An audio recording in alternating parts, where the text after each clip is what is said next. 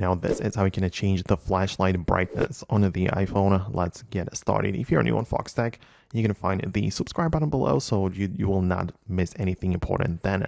Well, you need to go to the control center by swiping down from the top right corner and locate the flashlight icon. If you do not see it right away, tap on the plus in the top left corner, add a new control, and just bring the flashlight in there. And the point is that you can tap on it or hold down on it and it will give you this nice controller. This lets you adjust the intensity or the brightness of the flash by sliding it down like this, and you should see that it just goes down gradually. And you can also slide it horizontally to adjust the strength sort of, or the direction of the flashlight, which just means that, you make it like point in one direction instead of spreading it out too wide like that, right? So that's how you can control it on the iPhone.